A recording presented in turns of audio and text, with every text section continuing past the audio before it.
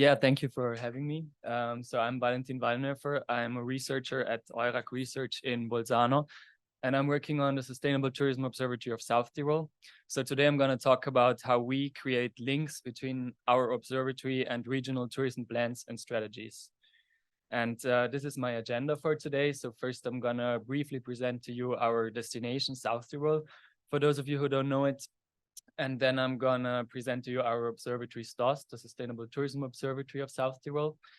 And afterwards, I'm gonna talk about, I'm gonna come to the main part of my presentation.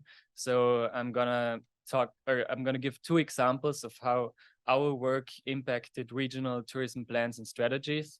So my main example will be the Regional Tourism Development Program, LTEC, which you can see below on the left.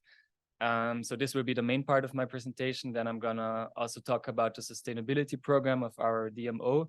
And in the end, I'm gonna give an example of how other plans and strategies have an impact on our work in the observatory. So the province of South Tyrol is an autonomous province in the Italian Alps. It's in the very north of Italy. You can see it here in red on the map. And the special part about it is that we have 3 official languages. So most of the population speaks German as a first language. Then we have Italian speakers as the second main group, and Latin speakers. So this is a language that is just talked in some valleys. So we have a big cultural mix there. We have over 530,000 inhabitants. So to give you an idea how big it is, it's not that big. And our main tourism attractions are the different mountain ranges. So we have the Dolomites as a UNESCO World Heritage Site that attract lots of visitors each year.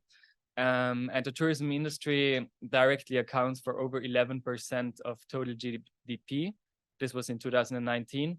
And the indirect effects are even a lot bigger. So it's an important part in the economic structure of our region. The main markets of origin are Germany and Italy. And below you can see data on the arrivals and overnight stays. So in the last year, we had 7.9 million arrivals and 34.4 million overnight stays, which was a strong increase from the year before, but it's also because the year before was still marked by the pandemic a lot. But it's also a new record high. So the tourism has been constantly growing in our region, and the numbers of 2022 are, a new record high. So here I put some pictures just to give you some impressions of our region. As I said, the mountains are the main attractions. People visit it all over the year. But we also have a lot of cultural heritage, some old medieval towns and cities, many castles. So this is also an important attraction. And to show you even more the importance of tourism, I found this map of tourism intensity in different regions of the Alps. So you can see our region there in the center, and the darker the color, the higher the tourism intensity is. So you can see that our destination is among the regions with the highest tourism intensity in the Alps, which makes it, of course, very important to monitor the effects that tourism has in the region. And which is why our Sustainable Tourism Observatory was launched in 2018.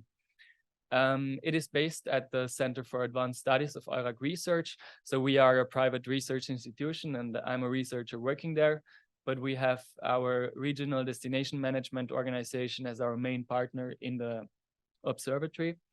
And we're funded by the provincial government, which makes them also an important player in our network.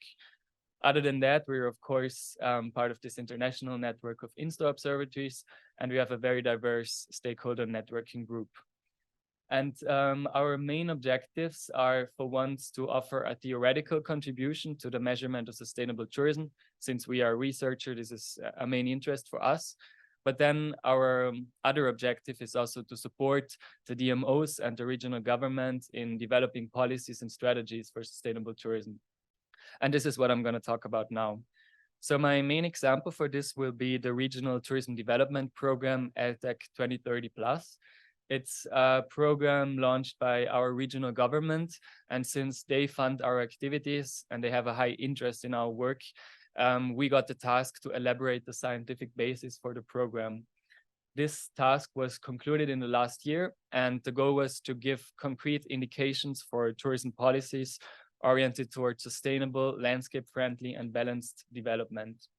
And one main concept that was included in this program was the concept of Lebensraum. It's a German word, but it's also used in the English language, I found out. It can be translated to habitat. So the idea was that a tourism destination is, of course, never just a space for tourists with all the different tourism stakeholder and the tourist attractions, but it's always a shared space between residents and tourists, since tourism is closely interconnected with the other sectors, with mobility, agriculture, but also other parts of the local economy. And the idea of this program was therefore to align the tourism development more closely with the local quality of life and with local development in general. So this shows quite well the content of this program. And there you can also see quite well how our work in the observatory impacted the concept. So first, we depicted the status quo of tourism development in South Tyrol, and the indicators of our STOST, which you can see in gray, was a main starting point for this. So we used it to analyze the status quo of tourism. And important indicator was the tourism exposure index, which I will present on the next slide. But after the status quo, we also used other methods and tools. We made a future scenario with different stakeholders, so to get a vision where the tourism should go until the year 2030.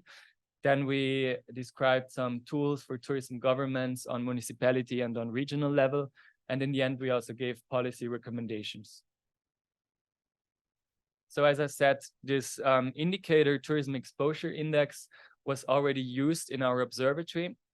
And we further elaborated the index in this program. So the index is made out of two other variables. For once, the tourism intensity, and the other variable is the hotel bed concentration. So we kind of merged those two indicators to get this tourism exposure index, and we have data on municipality level. So the idea was to show how different municipalities in our region are exposed on a different level to tourism. So you can see the municipalities in red that have a really high tourism exposure, which means they have a high tourism intensity and a high hotel bed concentration, and the ones in dark gray that have a low exposure. And this was not only important for analyzing the status quo, but it was also important for then giving policy recommendations. So for the municipality level, the municipalities are in charge of their own development programs.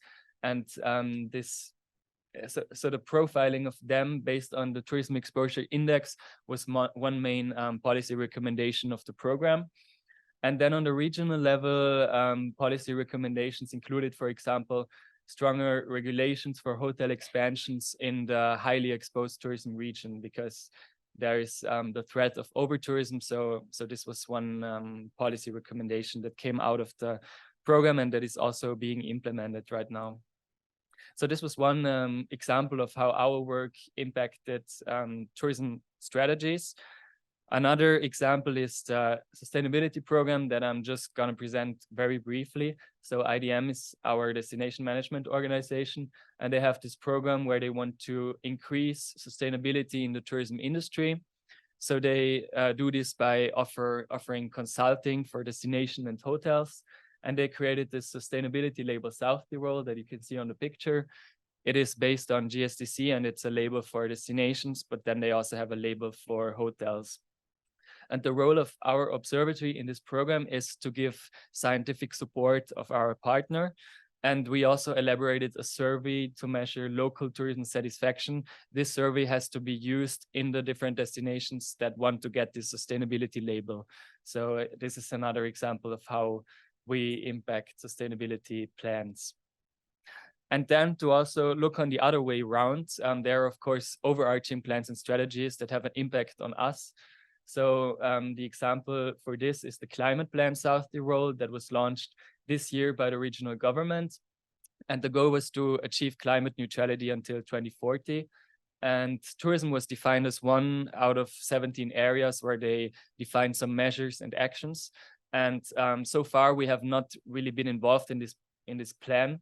But in our last stakeholder meeting, it was actively requested by our stakeholders to get involved, to help the destinations and hotels to achieve those, or to set those actions, but also to help defining other actions and indicators for achieving climate neutrality in tourism.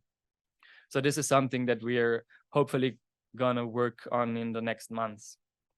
So to sum it up, to create the links with overarching plans and strategies in the observatory, for us, there are three important things. So first of all, it's important to build up visibility of the observatory so that people actively consult us for our scientific advice.